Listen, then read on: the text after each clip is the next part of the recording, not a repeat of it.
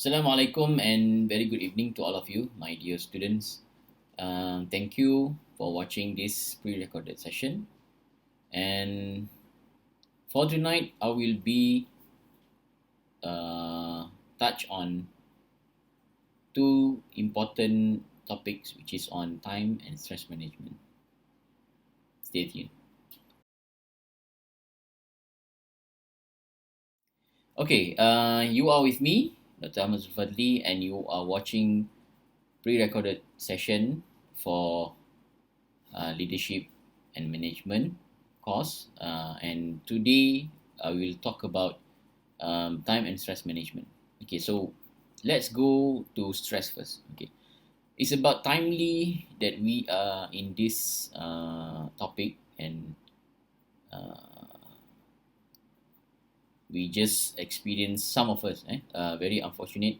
Some of us, let's pray for those who are affected with the recent flood event that has hit us badly in the last week, in the last 2 weeks. So let's pray for them. May Allah ease the hardship that they are facing, and making their burden to be easily lifted and being replaced whatever that have they have lost for their belongings and possessions. Okay, as we know, it had already hit us badly. Um, Both our physically and mentally were exhausted. Was exhausted, even though you are not directly involved in the flood uh, occasion or um, incident, but I'm sure you are bombarded with so many stories that you are in a stressful situation. Okay, that's where our topic comes in handy for tonight's discussion, which is mainly on the stress management. Okay, so let me allow me to talk about the definition of stress itself. Okay, before we go further into the what can we do about it and what can we manage it, and we cannot eliminate stress from ourselves. It's embedded in us. Okay, in fact we need some of it to perform better. Okay, especially in a very situation that need us to be awake, need us to survive, as well as need us to to stay on top of our game during our in the life event that we are um, currently ongoing. Okay, so what is stress? Okay, stress is a stimulus that um, has been that can be cause of an event or a perception. Okay, your perception to something. Okay, according to Lazarus, okay, he came out with the definition of stress. Okay, what is stress? Stress is when individual perceive that they cannot adequately cope with the demands being made on them or with threats to their well-being. Okay, so sometimes stress are all around us, and we cannot run from it. Okay, we have to manage the stress, and you are you are exposed to it from time to time.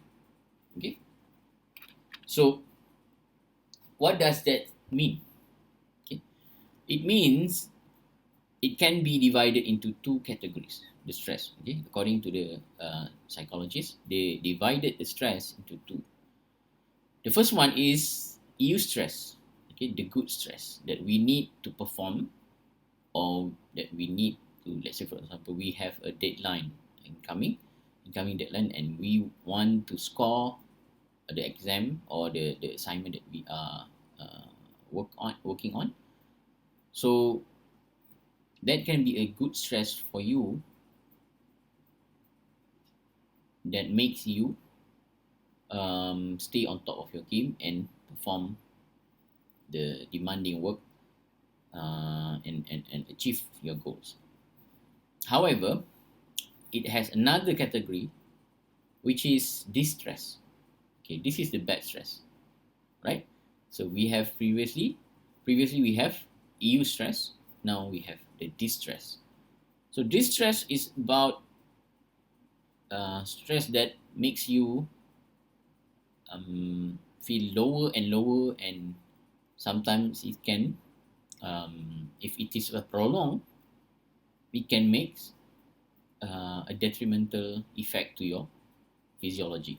Okay, for example, distress is very related with our hormone inside our body. We have a cortisol hormone that really fluctuates when we are experiencing stress. So when this hormone goes up, and it cannot be um, goes up for a long time. Okay, for a long time. The keyword is the prolong. Prolonged stress. It can lead to other diseases such as heart attack. Okay, ulcer, um, headache, migraine, and many more. Okay, so these are the illness or disease that is stress related. Okay, so what to do about it? Okay, what to do? What can we do about the stress that we are experiencing? We can manage the stress. Okay, okay. This is this very simple explanation and example that I'm giving you. Okay, just imagine that you are holding a glass of water. Okay, and you are holding it for a long time. What will happen to your hand? I'm sure you are quite tired. Okay, if you just imagine that you hold this glass of water for about like a week without placing it, or without putting it back on the table, and you just holding it without resting. Of course, you are going to be you're going to drop the glass, and you'll be your hand will be swollen because of the muscle that is really tired. Okay, so that's this glass represent your stress. So sometimes you have to put it down a little bit. Okay, um, just for a short time, and then you hold it back in your hand, put it down on the table, hold it back, put it down. Okay, it's just an example. Okay, and a very simple example explanation on what we can do with the stress. So sometimes we have to put the burden sekejap, put on the table, put on the side, and then we take care of ourselves, we manage it, and then we carry on and get back to the task, and we are holding it back. Okay, so that is just a metaphor to you. Okay, so what can we do about it?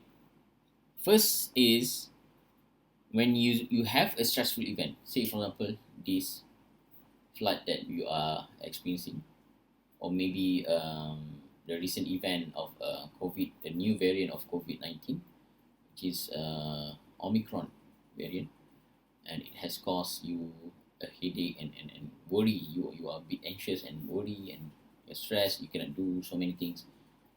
You are you are thinking about taking the booster dose when it's due, and what to do about it, and what will happen in the future, blah blah blah. Okay, so that is very stressful. Okay, undoubtedly very very stressful. So you will do the first one, the first step, which is to appraise. We call it primary appraisal, to appraise the situation. Okay, what is the situation, or what is the thing that make you stress.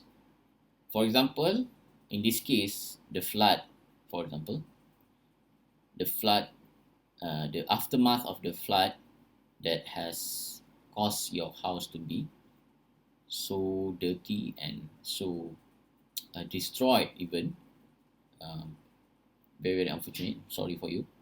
So this is, what do you call this? Is it a loss? Is it a threat? Is it a challenge? Usually, psychologists divide it into three. Is it a loss, challenge, or threat? For the case of the flood, it may be the loss. Okay, the harm or the loss that you are experiencing. So you will go to the second stage, which is the secondary appraisal. So what you can do about it. So you will assess your situation. The first thing, okay, the first thing you identify is your feelings. Okay, I feel very sad about this. This has caused me and my family um, a big loss to our belongings and home. So um, the efficacy here is you you want to evaluate yourself whether you can do something about it or you cannot. Okay, if you cannot do something about it, maybe you will have to seek for other help. For example, you must go to the volunteers, you must call for help, you must go to the counselors to mend yourself first, to make yourself um, stable first, okay, before you take out those um, before you clean the house, okay, even. Okay, if you're badly impacted with it, you cannot do anything. You feel shocked, you are silent, you cannot move around, you just sit there and then blank. Okay, so for that case, that is the extreme case. You must seek for other person help, professional help, okay, for them to take care of you. But if you think on the second scenario, if you think you can combat, you can do something about it, you can actively engage with the aftermath of the flood. Maybe what you can do is you will self-evaluate and you will make some self-efficacy kind of um, evaluation to yourself, whether you can clean up, you can um, bounce back from the situation. Okay, on this secondary stage or the secondary appraisal that psychologists said, use this. So you will actively doing it. You can either um, uh, get yourself together and then you clean up everything, you put the things outside of your house, and then you sort, you clean, you uh, you decide which items should go, which items shouldn't go, uh, this and that. Okay, so you will go eventually to the third stage, which is what we call as coping. Okay, coping.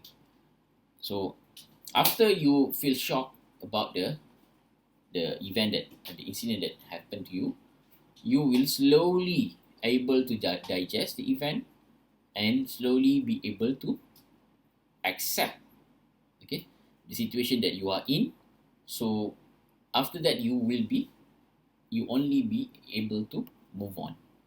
Okay, but do not rush the process. Okay, if you cannot handle it, please go to please seek to the professional help, and you can bounce from it together with the help from others, from the professional help.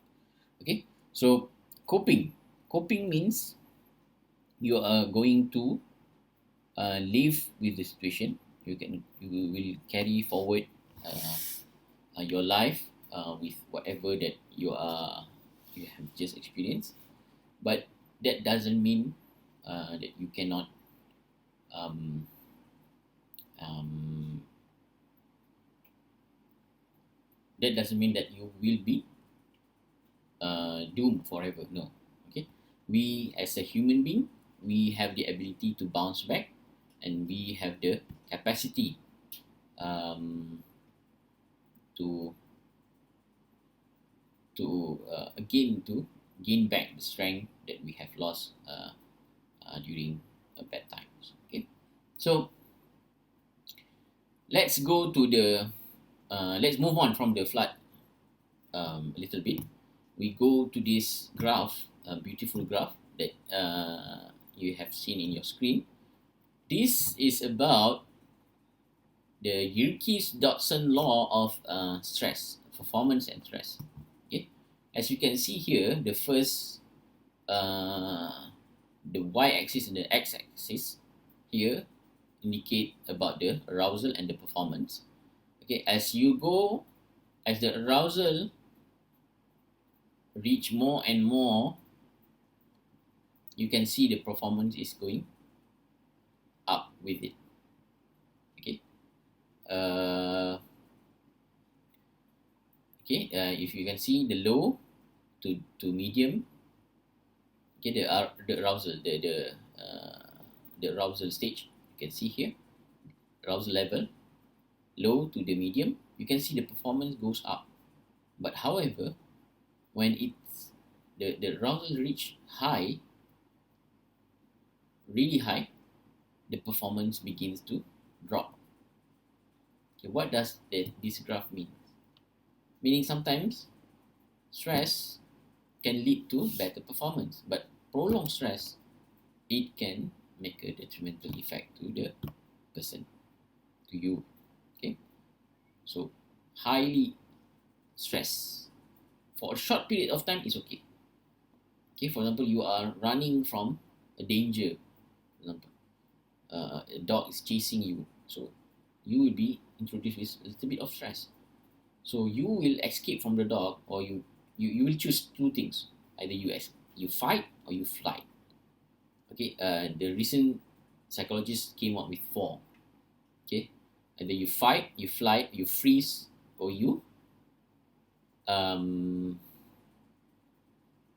forgot one thing: fight, flight, freeze, or fake. Yeah, faking. Okay, uh, okay, they updated the response. Instead of two, we have four. Either you fight the dog, or you fly from the dog, or you fake. You are fake it. You are faking death, or you play that. Okay, so the dog will get bored and chase you or do something to you, or the beruang maybe. Okay, maybe not dog. Okay, just other example. Okay, singa ke, okay, the lion ke. Okay, okay. But for snake, no. You don't play that with the snake. Straightly bite you. Okay, so freeze. Sometimes yes, we freeze. We shock. We are very shocked, and we do not know what to do. We are just frozen in front of the dog, so you do not do anything. Okay, so those are the four conditions that we are. How do we respond to stress? So sometimes stress is very useful in the in survival situation. For those who are affected with flood, when you run from the flood, okay, those are the stress that you are experiencing, and it makes you stay alive, okay, and survive the situation. Okay, you swim, okay, you grab whatever that you can, and then you run from it. Okay, you make the decision to leave your house. Those are the stressful stimuli that you have experienced. Okay, so okay, this is the graph that explain about the stress. Okay, I don't need to explain on this the causes of the stress. Okay, I already we have been so many. I think we know a lot about it. Okay, and this is the fight and flight, the fight or flight situation that is happening inside our body and inside our system. Okay, we have there. I do not want you to burden yourself to this kind of to this scientific terms, and and physiological explanations, but it's just for you to know that we are equipped in ourselves the system of running or handling these challenging times, okay, challenging situations. So even the simplest occasion of holding something hot, okay, there is also a fight or flight situation that is happening in our body, okay, or your fingers. Your brain interpret it as a hot, and then you release. You will immediately, the brain will send signal to the hands to um, move to release the pan or release the pot immediately. And then if you decided to carry along to a specific distance that you are about to put it, place the pots, the hot pots, okay, there is some signal that your brain will instruct specifically to your nerve inside of your sensation to just hold for a few milliseconds. Okay, there is a hormonal changes there. Okay, to for you to be able not to um, drop the pot until you reach the table. Okay, there is a process going on. So psychologists have investigate this phenomena, and they came out with the sympathetic and parasympathetic kind of process or system. All right. So okay. So the impact of stress, it can cause you, that I said earlier, can cause you very serious illnesses such as heart disease, cancer, stroke, as well as other mental illness. Okay, associated mental illness. Okay, from the stress, it can lead to anxiety. From anxiety, it can lead to depression. From depression, it can lead to major depression. Because depression is very broad term. Okay, you have a persistent depressive disorder. We have major depression. We have um, deep major. It's under all this under we call it anxiety disorder, or sorry, major depressive disorder, MDD. Yeah? Okay, and the worst case scenario, it can lead to other serious kind of mental illnesses such as psychosis and sorry, it's not psychosis. Psychosis is not a symptom. Um, schizophrenia. Yeah, schizophrenia. Okay. But let's not go into that area. Okay. Instead, I'm just talking about the general health, the general stress that we are dealing with. My point is, you have to manage, and you have to know that you are in stressful condition, and you have to allow yourself to feel, and at the same time take care of yourself, so that the stress will go it will not be, it will not go away just like that. No, it can be reduced. Okay, reduce, it can be reduced, okay, by uh, either you actively do something about it, or you can use emotion coping. Okay, the first example that I explained to you guys is about active example. Okay, uh, or you are doing something about it in a very you confront the situation. Okay, but you can also do what we call is emotion coping.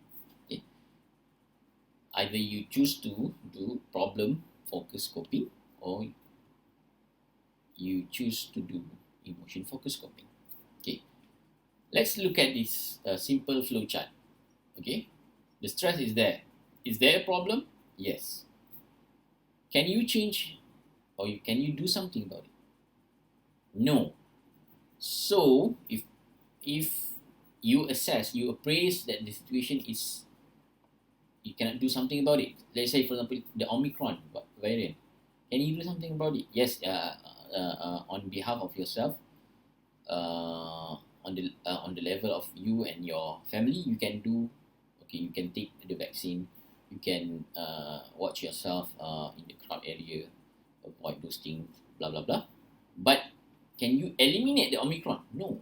So maybe you can choose what we call this as emotion focused coping. What is emotion focused coping? So you try to go to other things that you really enjoy doing it. For example, you distract yourself with pleasurable activities.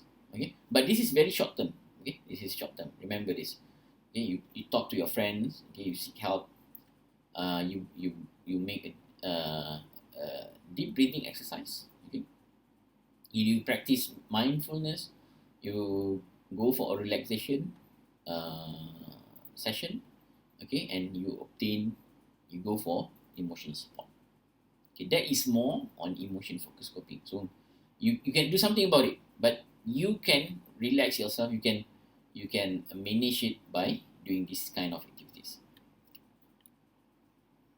For the first example that I explained to you, that is more related towards the problem focused coping.